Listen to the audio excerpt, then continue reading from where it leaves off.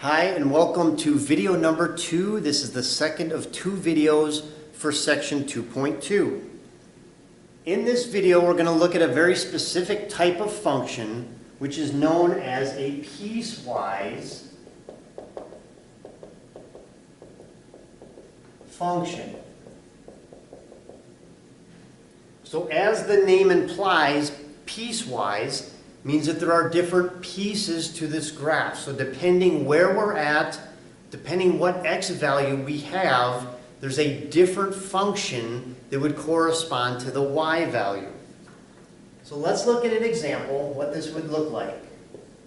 Let's say we want to graph f of x is equal to, and you'll have a setup like this. You'll have a big brace, and then on the right side, that's going to be our different function options. So let me do this in different colors so we can keep track later. F of x is equal to x squared if x is less than or equal to 1, or I should say, I guess, and f of x is equal to 2x plus 1 if, well, this first one said what? So if I have my graph,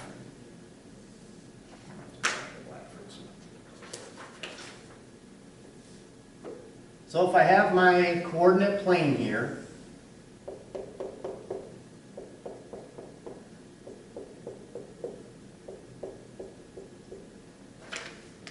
so if I pick an x value, it's less than or equal to 1, so positive 1, so any other value on the graph to the left of that value, my function is going to be x squared. So I've already got that area covered. Now, it's 2x plus 1 if x is greater than 1. So not greater than or equal, just greater than 1. If it's 1, I have to use the green function. If it's anything bigger than 1, so 1.1, or 2, or 10, or 100, then I use the blue function. So we're going to do the same thing. We're going to build a table. So for the x squared, that's our green. So the values I pick for the table now, so let me set this up on the middle here.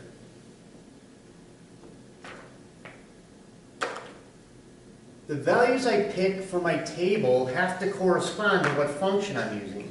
So I can do what? I can do negative 1, because it's got to be less than or equal to 1.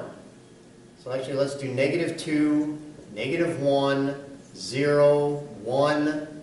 But then that's where I have to stop with the green. So if that's my x value, what's my value for the function? Well, for green, it's x squared. So negative 2 squared, positive 4. Negative 1 squared is positive 1. 0 squared is 0. 1 squared is 1. Now, I'm going to draw sort of a dividing line here so I can keep which piece is what. So for these, x has to be greater than 1, right? So let's put in 2 and 3. Notice I left a space here. I'm going to show you why in a second. So if x is 2, for the blue function, 2 times 2 is 4 plus 1 is 5. 3, if x is 3, 3 times 2 is 6 plus 1 is 7.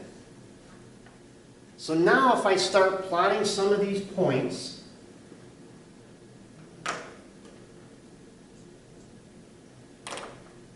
so let's plot the green first. Negative 2, positive 4. That puts me here. Negative 1, positive 1. And the x squared is what? That was our parabola that we saw in video 1. So we should get a parabola shape here, right? The origin and then 1, 1. But that's where it stops. So remember, the parabola was like a cup with the arrows on both sides. But because we have the piecewise function, we're only going up to 1. I don't care about 2, 3, 4, 5, infinity, because that's not part of the green piecewise function. Because 1 is included because less than or equal to. If you remember back to when we were doing the number lines, if something was included, it was what? It was a filled in circle. So the green part of the function looks like just that much of the parabola with the filled in circle at 1, 1, because 1 is part of the green function. What about the blue? So now I was bigger than 1, so I picked my numbers 2 and 3. So 2, I have 2 to the right, 5 up, which puts me there. And then 3, 7. So 3 to the right, 7 up. So if I just drew this, because then everything off to the right is still part of the blue function, so it gets that. If I drew that as my picture, is that correct? Does that represent this piecewise function? Well, what am I missing here? This goes up to 1, this is bigger than 1. But this graph shows what? Up to 1, and then from 2 to the right. So I'm missing all this stuff in here from 1 up to 2. So 1.1, 1.2, 1.5, 1 3/4. I'm missing all of those. So that's why I left this space in here, because even though 1 is not included in this function, I still need to know what its value is, but because it's not included, what do? I leave an open circle.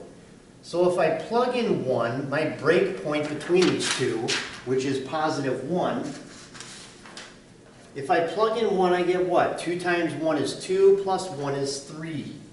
So at the point 1, 3, I have a point, but it has to be an open circle. And then it connects with the rest of it. So that graph with the green and the blue is really the graph of this piecewise function. So you have to include all the values that are included in the function, and that here is the tricky part. It's where that breakpoint is, up to the next number. So that's what the graph for the piecewise function given there in the example would look like. Now, what if you're just given a graph, and I was to say to you, is this a graph of a function? So how can we figure that out? Well, remember, what is a function? A function means that if I pick any value of x, no matter what it is, -2, there's only one value of y for that value. Or if I pick 0, there's only 1. Or if I pick 4, there's only one value, just like a paycheck. If I work 2 hours, I don't make either 16 or 20 or $10. There's only one value that corresponds. So how do we know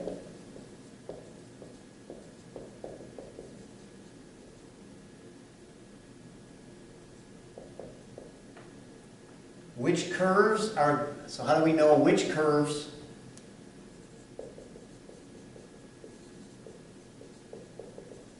are graphs of functions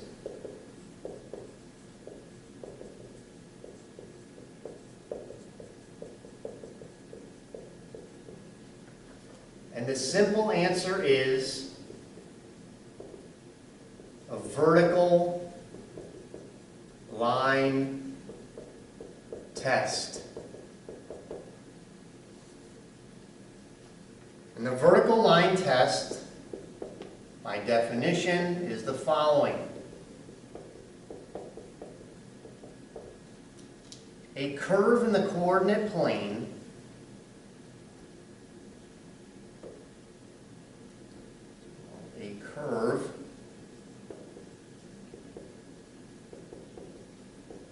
coordinate plane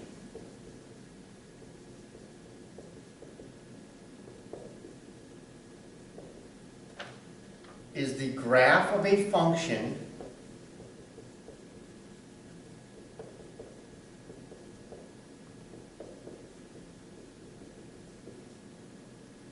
if and only if no vertical line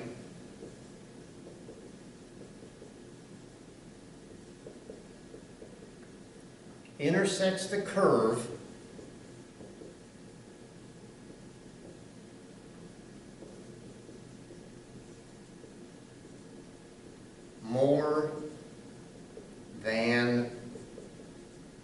once.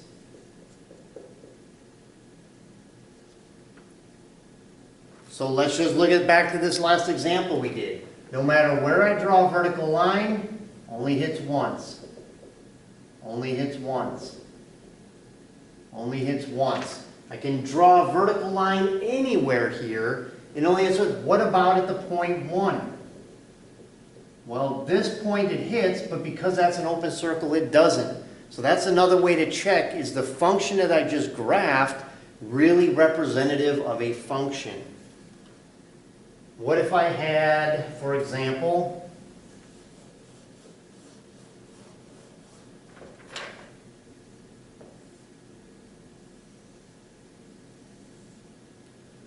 if I had that shape, is that the graph of a function? And the answer would be no, right? Because there's a lot of points here where if I draw a vertical line, I'm hitting more than once. So that's it. That wraps up the videos for section 2.2. We had our basic functions, the x squared, the x to the third, the square root of x, and then in this video, the piecewise function, which is the same idea as graphing a regular function. We just have to do it multiple times for the same given function, depending where we're at with our domain for x. So come on back and we'll look at the videos for 2.3.